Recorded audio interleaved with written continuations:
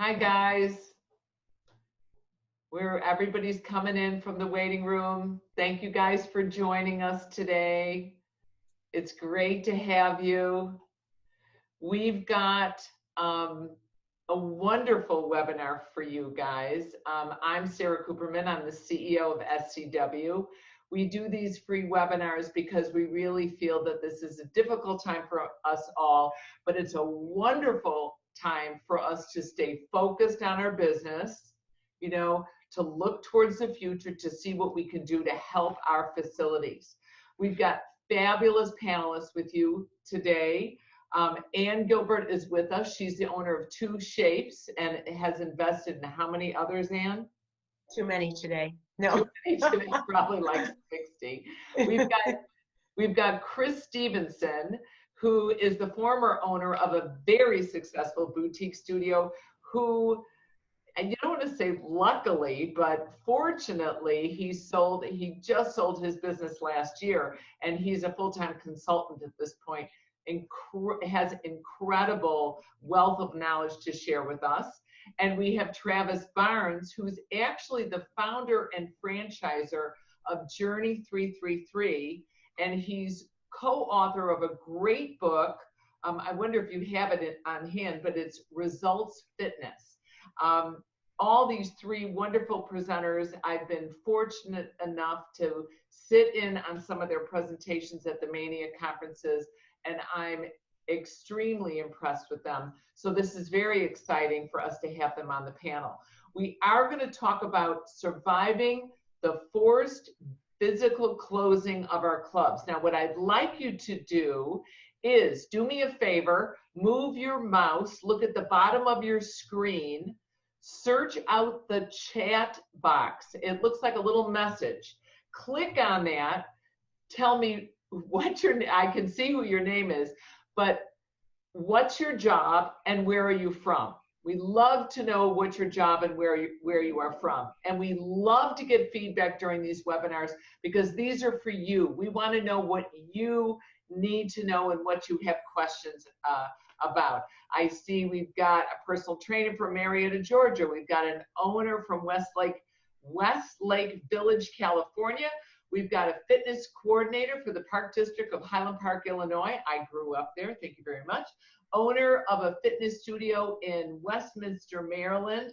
Oh my goodness, you guys are coming from all over. I've got somebody, I don't even know how to pronounce it. It looks like Tequila, Oklahoma.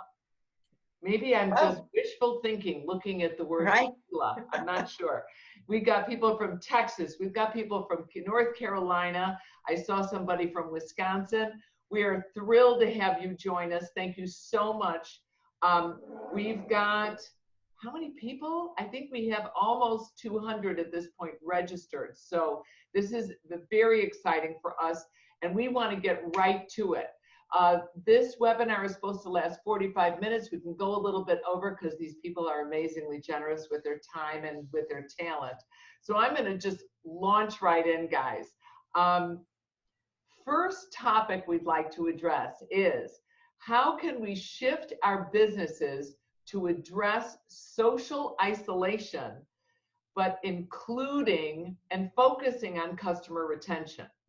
Now, I'm going to immediately call on Travis because we were chatting before we turned the webinar on. Travis, can you kind of address that for us, please? Yes, definitely.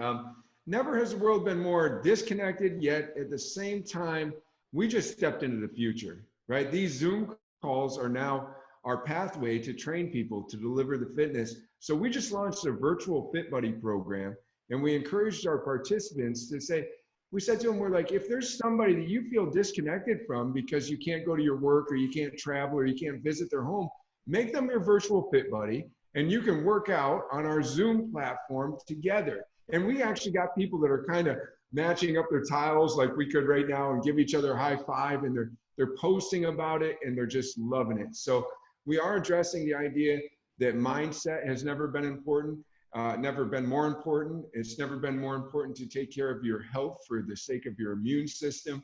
So we're trying to keep people in that healthy mindset and at the same time giving them opportunities like our virtual Fit Buddy to connect.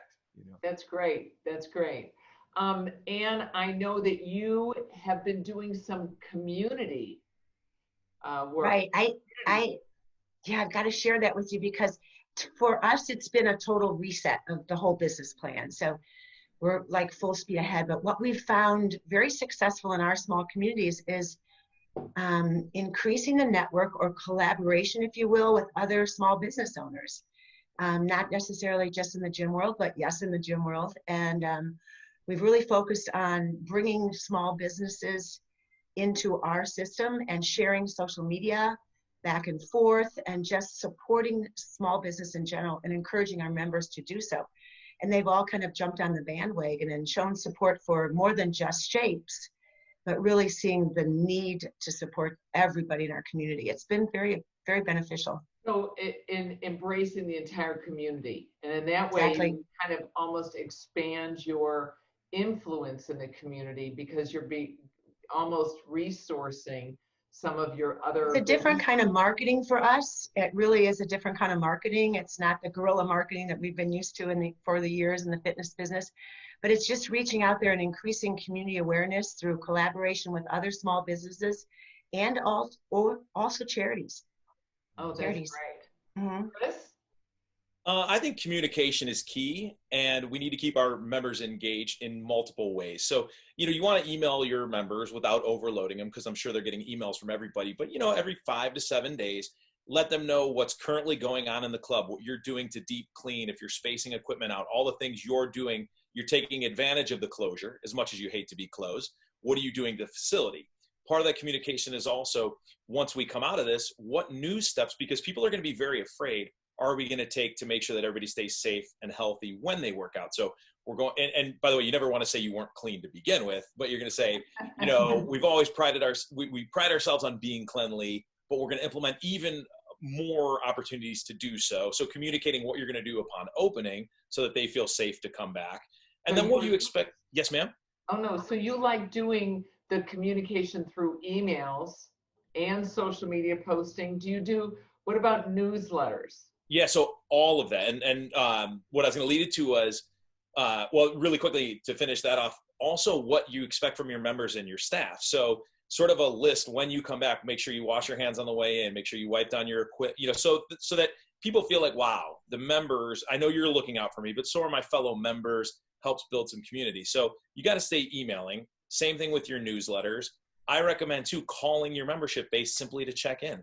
So depending on the size of your membership base, it could be all you as the leader, or we've seen where we've worked with clubs where they delegate, you're going to call this group, and it literally is just, how you hanging in there? Do you need anything from us? So diversify it. So they see you in the inbox, they get the phone call. And then doing things like this, it's huge. I mean, I'm sure some of you guys have done the Zoom happy hour. And when I first saw that, I thought, this is cheesy. And then I realized I was on one for 4 hours and it was a blast. So when you can diversify the way you're reaching out, and then like Ann was saying with community, and Travis was saying the workout buddies, the fitness buddies, doing those different things, get creative. How about doing because all the parents are schooling from home now. What if you did complimentary PE class for kids every day from 12 to 1, right? So get creative in the way you're reaching out. Don't make it all about fitness, but reach out consistently with good information, be transparent, and again, diversify it. Share recipes, do arts and crafts, do a Q&A with a nutritionist, but just in as many different ways as possible to keep people interested and engaged while you're shut down. Oh, I think that's great. And Travis, what are you guys doing at 333? Well, I will say this, that just to kind of add a gem to what Ann had sparked right there, we are actually rewarding participants. We're doing different drawings because of their attendance or whatnot. And the prizes are donated from other businesses that still want to let people know that their restaurant may be closed, but they have takeout or they have delivery or they have both or whatever the case might be. And so that has created an opportunity that did not exist before. Maybe before a business was doing well enough to say, okay, I'm an island. We don't need to do any list sharing. I'm not going to email my customers for you and, whatever. They were just maybe opposed to that. Now they're ready, right? They're like, we can't survive on our own. We need each other. So there's this time of disconnect, but there's also this opportunity for connections in ways that we never had them. So that's one of the things that we're doing is really rewarding participation by promoting other local businesses that are still doing things. And if they're an insurance company, if they're something that doesn't have like a cool little giveaway, then they actually just go and buy giveaways. They're like, you know, buy Shimong Supply, that's actually a piping company, donated these 3 Olive Garden $25 gift cards. So it's kind of like we got this TV show and we're like, and these are our sponsors today, thanks for coming, you know, but they're our local friends, you know. So. But that's great because again, it builds that community. It makes people feel like you are part of a community, and it'll pay off when the pandemic is over and this social isolation lifts, because then you can do some type of reciprocity with donations and motivate people to take out memberships. The next thing I wanted to address was how can we effectively and strategically handle membership freezes and cancellations? And I really think about this because we've had some people automatically, I know Good Life Fitness in Canada did this, 300 locations. They automatically froze everybody's membership and didn't take it in. And a lot of the other clubs got a little frustrated with that because they kept their doors open, meaning they were still accepting that recurring line of revenue of membership fees for the month, but they were supplying online group fitness classes and discounted personal training sessions and trying to keep the revenue stream coming in so they could keep their instructors and their personal trainers going. So I'm wondering, how can we strategically handle these freezes and cancellations? I'd like to go. I'd like to go, yeah. First thing is, we always have for our cancellation policy an exit interview.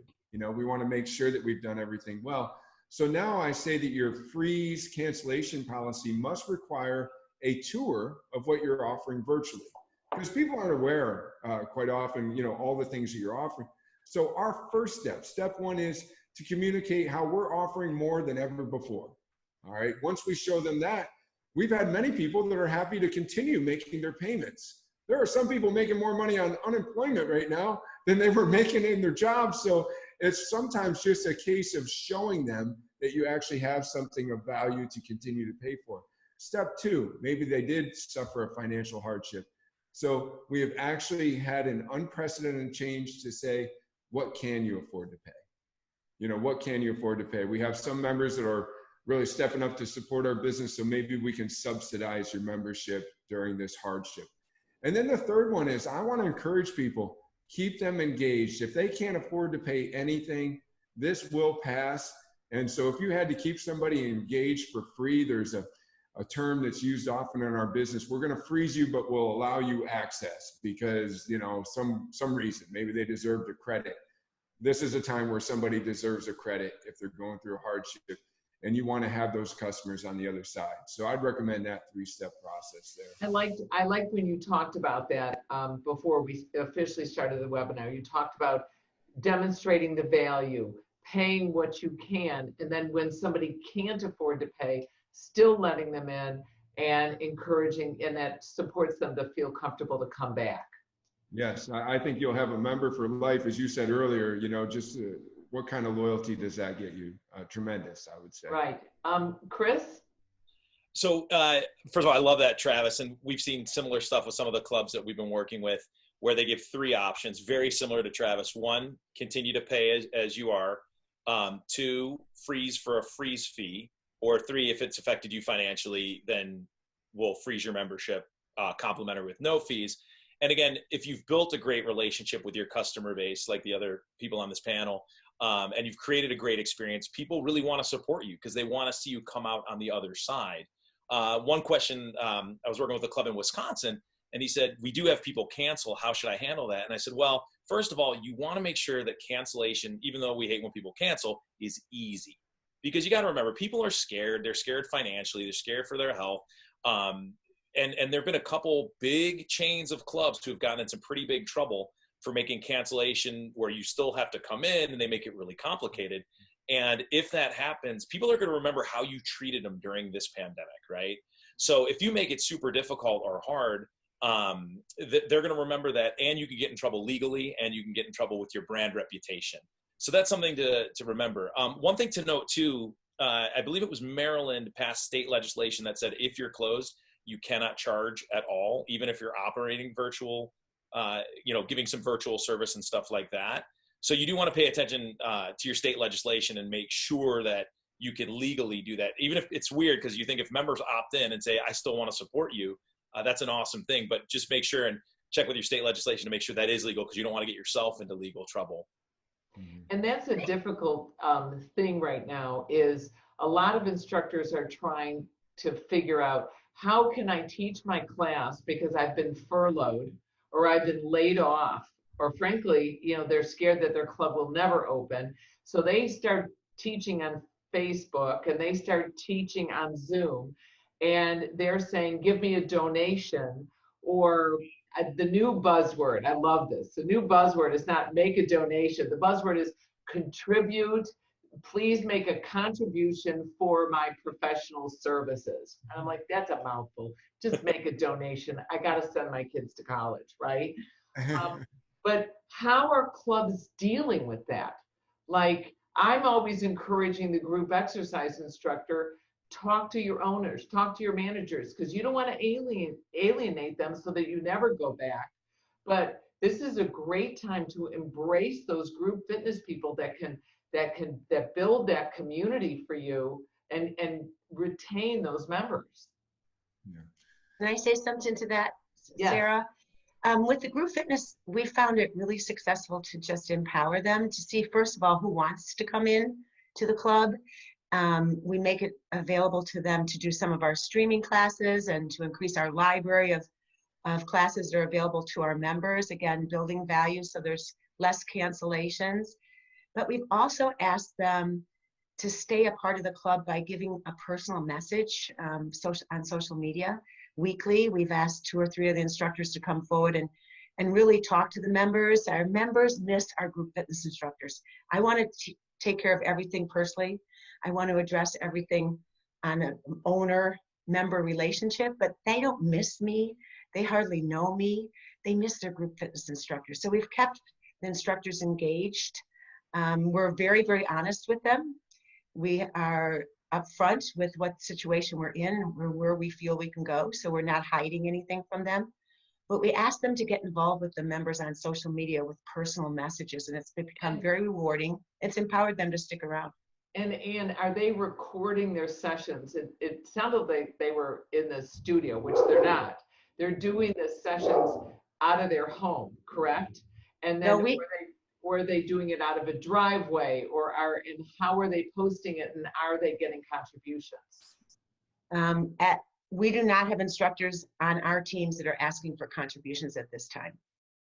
And are you continuing to pay your instructors, or are they doing this for free just because they love the club and they want to keep it alive? We're continuing to pay our instructors if they come forth and participate in a streaming event, either live or stored for our libraries.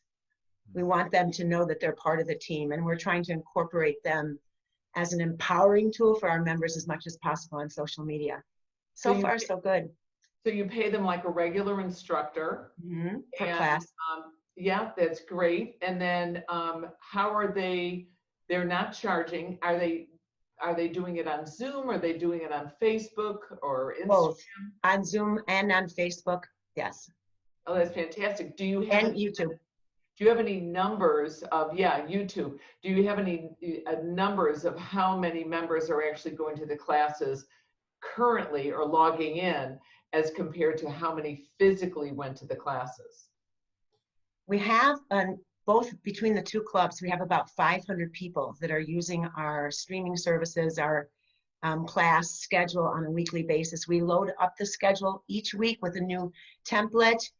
We ask again for input, and we're trying to give them a variety of their teachers and classes. So far, so good. About 500 between both clubs. Oh, that's fantastic. And so what you're doing is you're keeping, you put the schedule out, let's say on Sunday, for the whole week, every Sunday, and you're changing it because we're updating it and adding and subtracting things. Yeah. And we're using that mainly advertise through a private Facebook page, which is another value of being a member with us, is that they're part of that page, you know, and women want to belong to something. So they feel it's very, very important. Now they can invite, like Trev's fantastic idea, one of their buddies from across the country or a family member to join that private group too, so they have access to the library of classes. But we're updating it every single week. And I do have a question. I mean, I've been asked this question repeatedly. What about the liability of teaching online? Have any of you checked like your insurance policies if it's covering the online teaching? I've reached out to our insurance agent, and he says that we're still covered. I also have our new virtual Fit Buddies do a waiver. So they do the typical PAR-Q, physical activity readiness questionnaire, all our fit pros on the line. So we're doing the same steps before as we did before. And what I'd like to say about this is that, you know, I think, Chris, I have to say that I think the state of Maryland is nuts for, you know, that whole little rule that they just made, because this is not normal, but it is the new normal. What we are delivering is more value than ever before. We used to give our nutrition as a paper handout. Now we got a Facebook Live cooking show with trivia and prizes. You know, I mean, people used to have to drive through the snow to get to my club. Now they just wake up and work out. And I mean, we are still delivering things to them daily. We are just nurturing them more than ever before. And there's an opportunity in our communities to be more connected than ever before. The name of my company is Journey, so we're Journey Strong. And those posts that you talk about, Ann, I have never seen our community show up so strong as they have in these recent times. So I think it has to do with, one, we're united under this cause that we're all going to make it through. But two, there's just this opportunity for us to just be better. You know, we are a better business now. This virtual thing is here to stay for my company. And I don't know what would happen in the state of Maryland when so many people start demanding virtual and the state of Maryland says, well, you have to do it for free. It's now a nonprofit. I don't know, like, what are they, like a pastor or something? I don't know what they're doing, but you know, it's crazy. Yeah, I'm a lawyer. So by education, I don't practice. I run my company, but the waiver of liability, if you guys out there, because I'm seeing several questions on that, I will post when we publish this recording, which will be tomorrow afternoon, later in the afternoon, we will publish the recording, and we always send you guys a follow-up email. I will include a waiver that we use for SCW. I'm not going to include it as a lawyer. I'm going to include it as a business support thing, okay? And that may help you. Also, regarding insurance, you can check your insurance policy, but if something is not specifically excluded, it's typically included in your insurance policy. And so, Travis, that's probably what your insurance company shared with you. And as Chris did point out about what's going on with Maryland, that if your doors are closed, but it also means, and you're not providing services. So it's the way the courts are going to interpret that law, and I don't think they're going to hold it. I don't think they'll have a leg to stand on, considering the pandemic and how things are going online. One more question we're finding, and maybe Ann, you can help us with this, or Chris, you can help us with this. We got a question about music.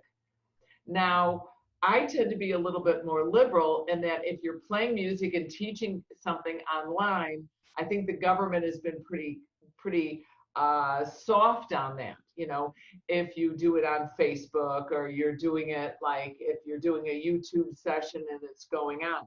But if you share that or you record it with music that's unlicensed, then you're going to get in trouble.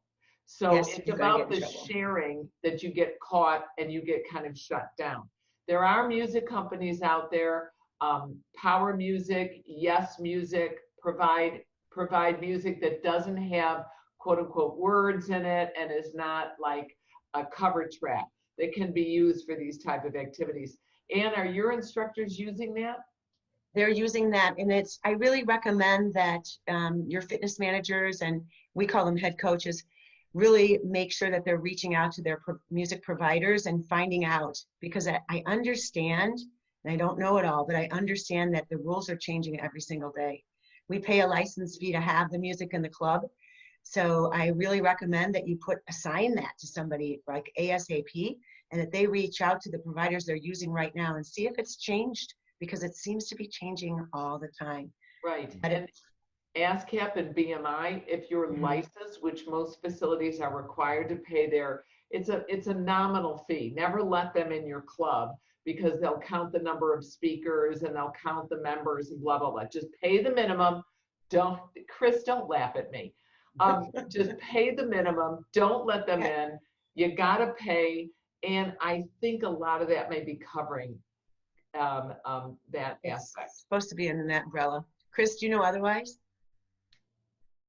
No, I think you're absolutely right. Call BMI, call ASCAP, and see what it is, and make sure there's no, because I know that's for music licensing, but sometimes when you put music with video content, there may be some extra licensing that has to take place. So that's definitely something you're going to want to call and research. Yeah, I would just say don't record if it's not licensed. Don't record it, and don't redistribute it. But I'm sorry, Chris, but don't call them, because they're gonna upcharge you on stuff like that. Now, Chris, you stay here for a second. What are the technological solutions to providing the virtual classes and training sessions to clients and staff? And how can we take these technological things we started talking about, like the Facebook posting, Ann mentioned YouTube, stuff like that. How can we use that to encourage retention? I love what Travis said earlier. I thought it was brilliant. He mentioned, this kind of pushed us into doing virtual, but it's going to become a part of our ongoing business. So I think that's something to keep in mind for the bigger picture is you will have a new audience of people who do prefer and enjoy the virtual. So that's something you want to do once we're sort of back to whatever the new normal is. Make that a part of your plan, diversify your revenue streams. But in my mind, there's sort of, the three phases to it. One is short term, get stuff out quickly. Imperfect action is better than no action at all. So Facebook Live is an easy platform. When you do things on Facebook Live, it stays on your page so people can go back and view it. I've seen a lot of people doing it on Instagram and having some success, although that only lasts, I think, for 24 hours. But that short term, just get the content out there, have fun with it, and enjoy it. And then, moving on to where you're taking it a little more, I guess the word would be professional, but where you're starting to use Zoom, which allows the interaction like we have right now. A friend of mine goes to a club that is doing a Facebook Live workout, but everybody signs up on Zoom. So they're watching the Facebook thing, but they're interacting on Zoom.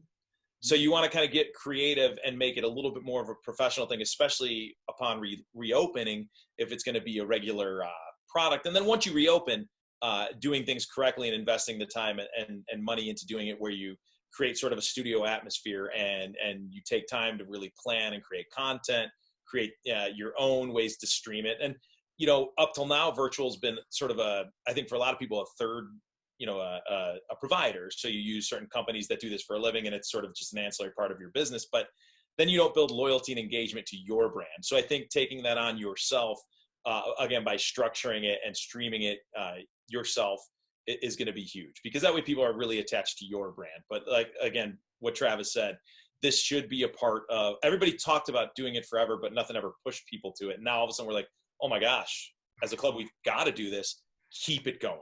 And successful operators and clubs will do that. And that's important. It's very important to do. SCW, we were very lucky that we started live streaming our certifications almost 8 months ago. We started in early October, and we just, imperfect action is better than doing nothing. And we started then, and we've done it through Midwest Mania, through Boston Mania, through DC Mania, and we've been running between 6 and 8 certifications a weekend, and it seems to be growing. But I have to tell you, people are very scared that what's going to happen after this pandemic. And we've started this virtual training, and club owners are getting pretty terrified that these group fitness instructors that are getting donations, oh my goodness, now they're going to destroy my business, and the people are never going to come back to the club. And I do want to share with you guys that when we started streaming, I heard the same buzz from my presenters, the trainers that were leading our certifications.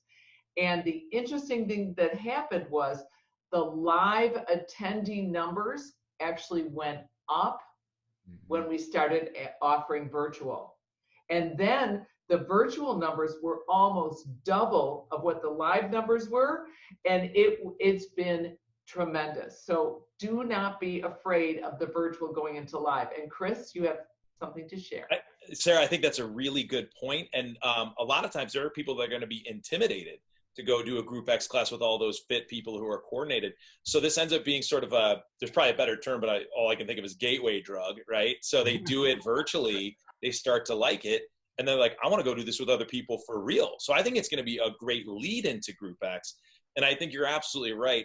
When small group, this is how long we've been in the industry. I'm speaking for myself, how long I've been in here. But, there used to be personal training, and then this small group training came out, and personal trainers freaked out. They're like, oh my God, this is going to destroy my one-on-one business because it's less expensive. And it didn't.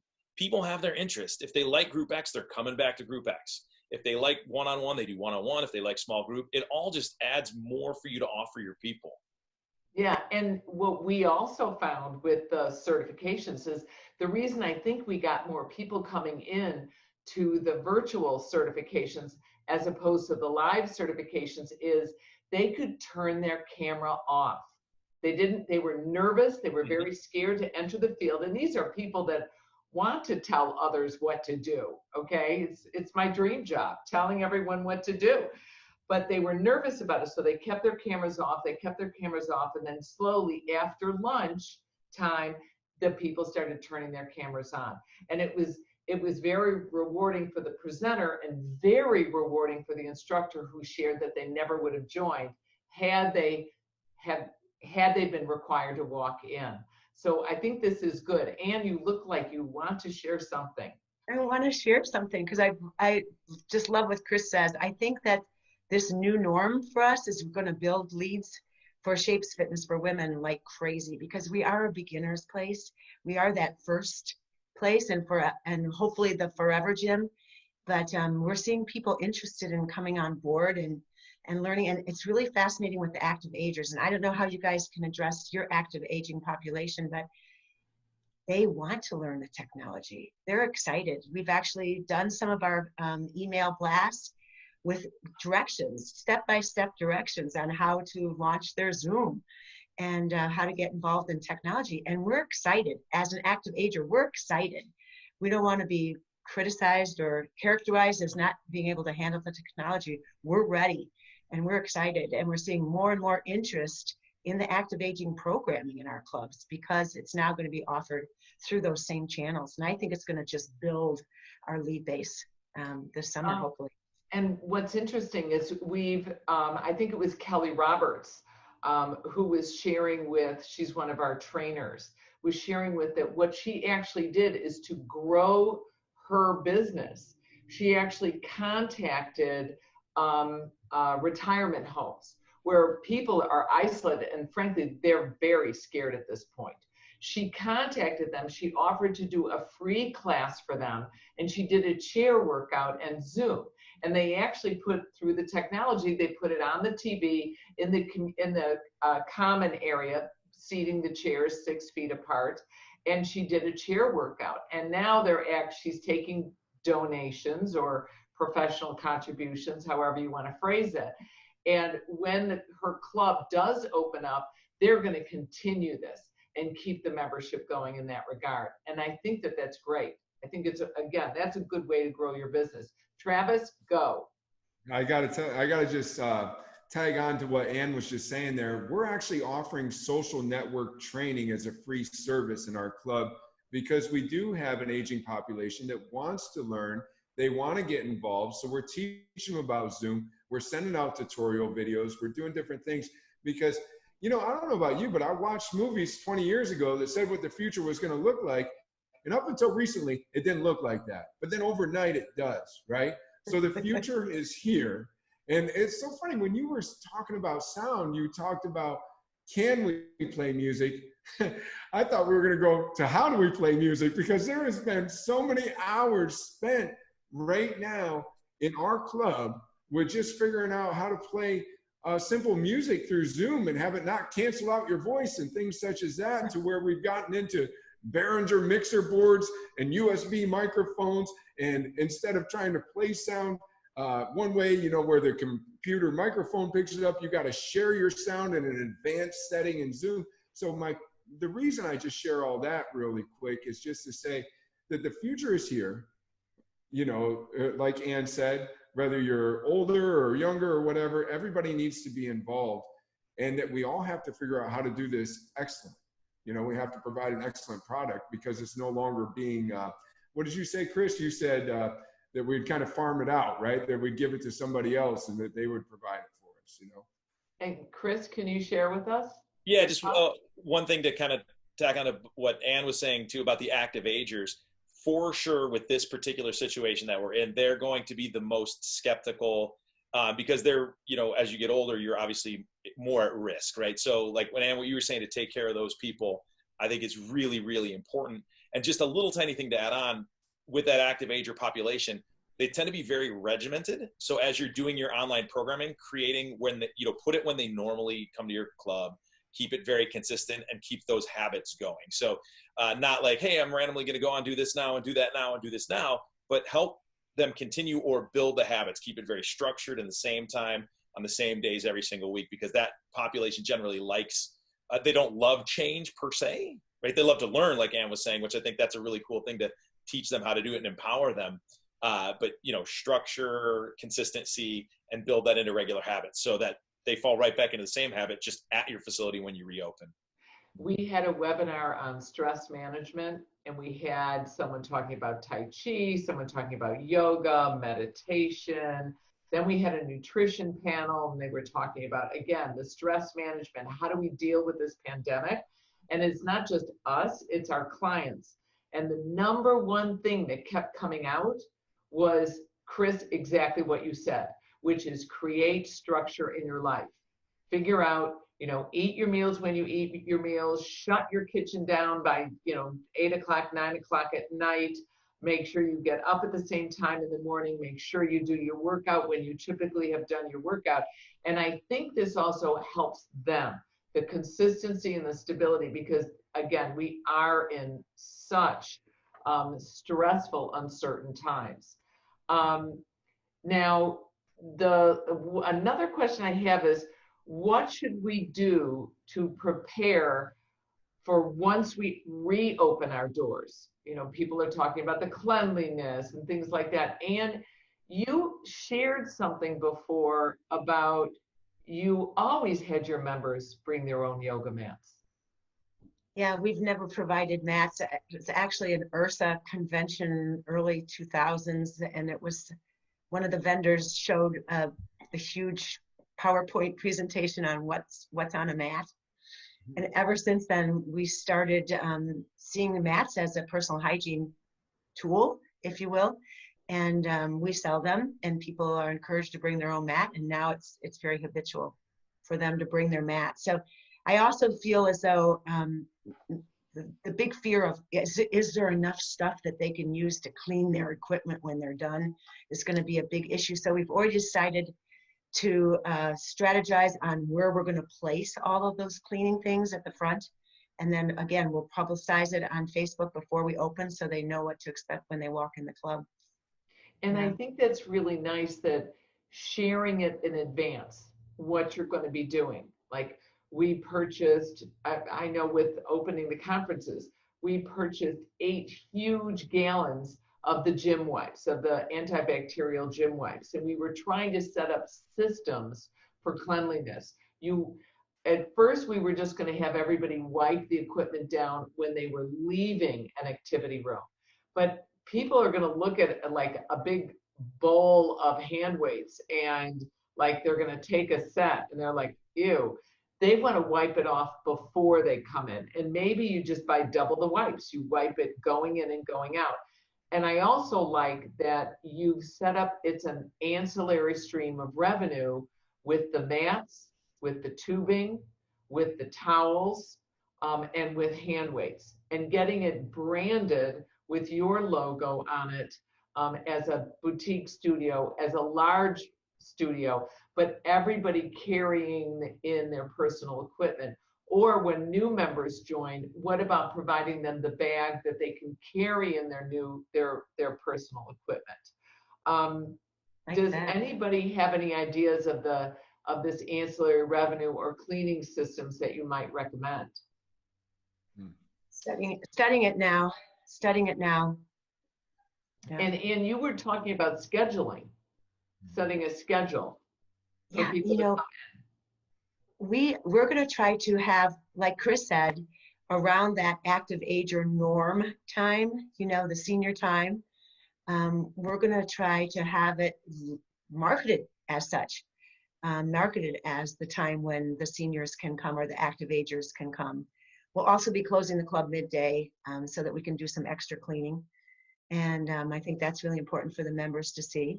My biggest concern, because I'm trying to save money right now and think about scheduling for group fitness classes, which are so important to women's only fitness, how to limit the amount of people, be strategic about limiting the amount of people, and whether to go to an online sign-up system, which we don't have. I'd love to hear what everyone has to say about that, please. I think it's a must. It's going to have to happen.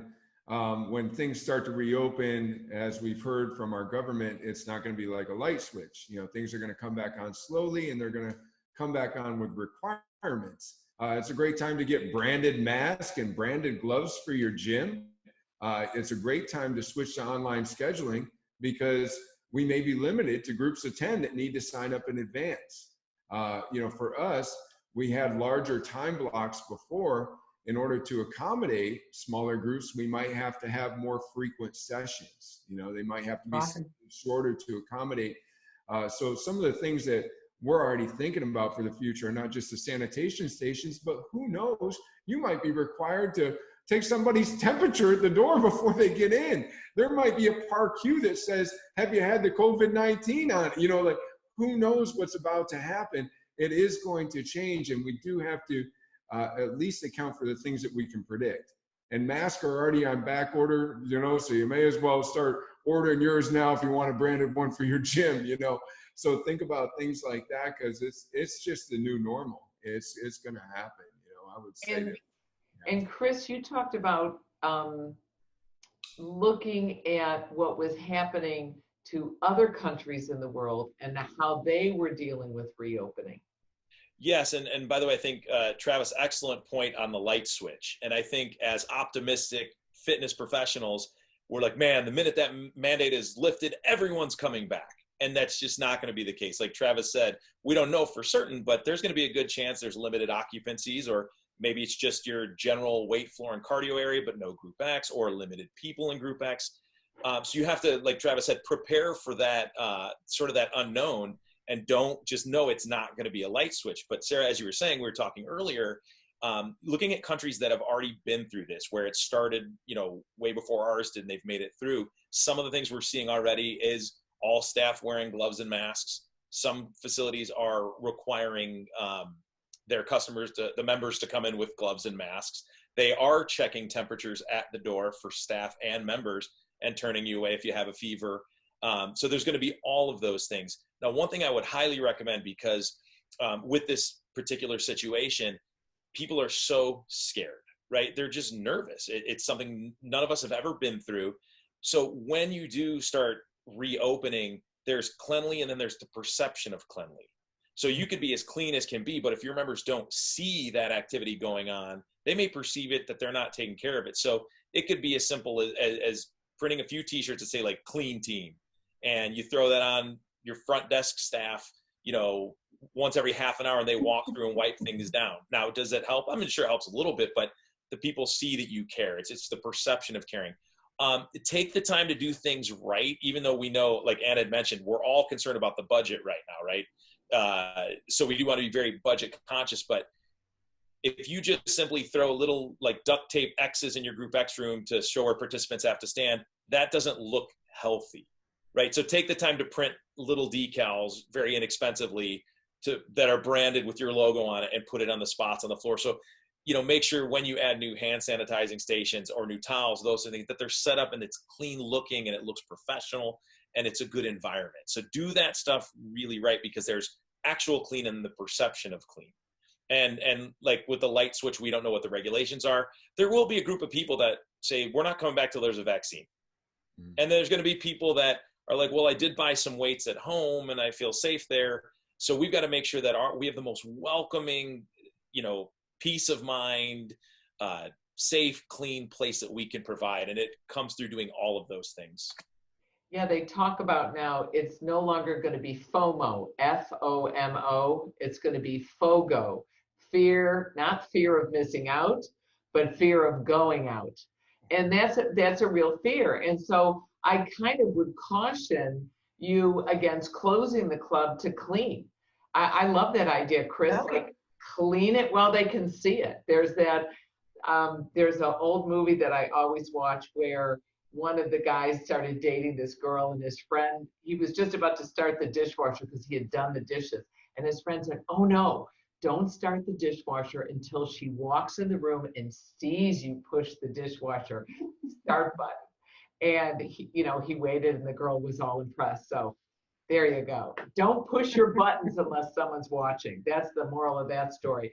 The other thing is, I also agree with you guys. I think OSHA is going to step in, and that's the Occupational Health Safety and Health Association, and they're going to step in, and they're going to give us regulations. And unfortunately, I read I think it was in Inc. magazine, they were talking about essential businesses and what they were going to open first when the pandemic was over. And unfortunately, fitness centers were kind of at the last on the list there because of the sweating and the breathing and things like that. So get you guys, you at home, get your virtual going, clean your clubs now, be professional, look for that ancillary revenue of offering branded yoga mats or branded hand weights or branded towels or branded bag for them to carry it all in, so that we can come back and we're gonna walk before we run, but we want to be ready for these people. We're getting to closing time right here. I'm going to ask for just a couple sentences from each of you with closing recommendations. Who wants to start? No, I'd like to kick us off because I saw a comment earlier that came across, and just to clarify, even add more to our 3-step method. When we have a member that wants to freeze because they're going through a financial hardship, we have had other members that we have lifetime members. They paid a certain amount when we first opened and they were a member for life. They said, I want to start paying again because I want to help you out. And from that member is where we say, you now have an angel sponsor. You have somebody that's going to subsidize your membership during this hard time.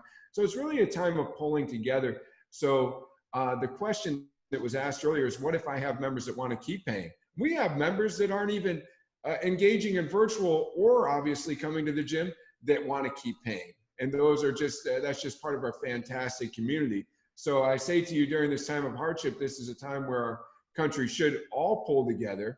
At the end of every season, at the end of every day, we have to look in the mirror and we got to say, how did we show up?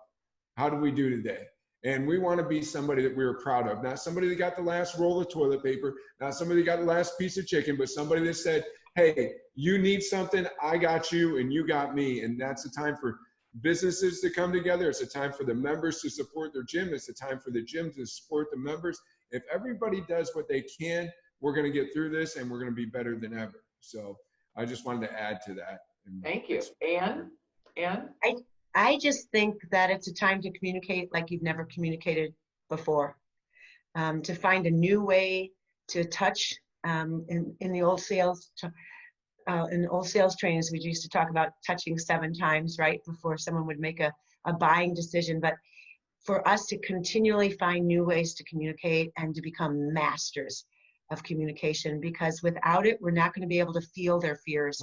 And we've got to be able to understand and address those fears. I think surveying is a great thing if you haven't already done it too. Great, great. And Chris?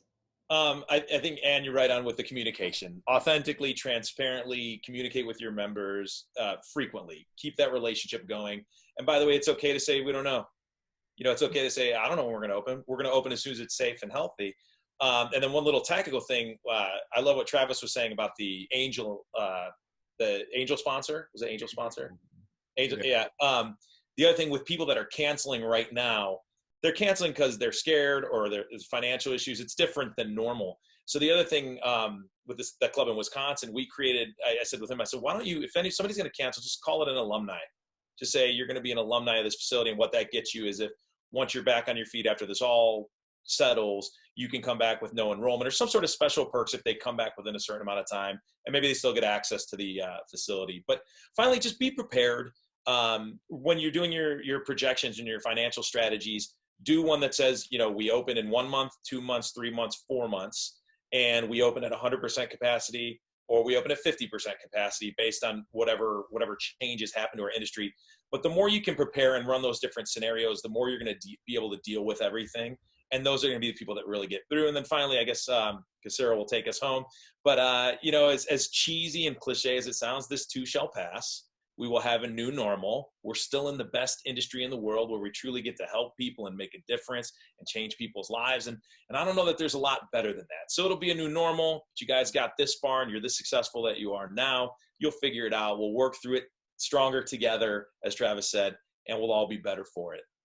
Oh, that's fantastic. Thank you. Thank you so much, Chris. I think we couldn't end this webinar in any better way. I'm going to ask my team if they would, could you guys type in the website for the new live stream mania? It's scwfit.com/live stream mania.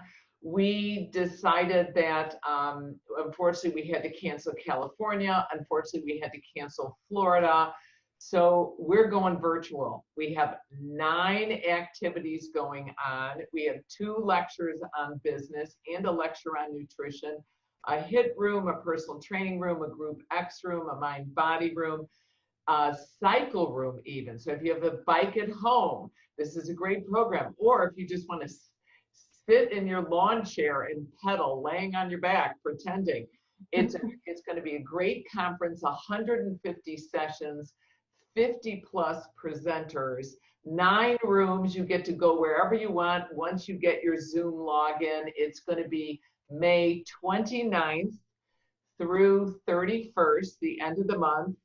We're giving everybody $100 off. So instead of being the $259, it's $159 for the conference. We want all of you to be able to afford this. And I want to thank you all for joining us today. Be strong, stay healthy, stay away from people, gloves, masks, and you know, color your hair on your own, okay? Take care of yourselves. Not you, Chris. We want you to shave, okay? That's it. All right, I want to thank my staff. Carly Schomburg, I want to thank you. Adam Budakovali, I can never pronounce it. I think I did a good job. Thank you, too, for helping us on the webinar. Thank you all for joining us. Be healthy, and we'll see you again next Tuesday. I believe we have another free webinar coming up. Thank you, guys.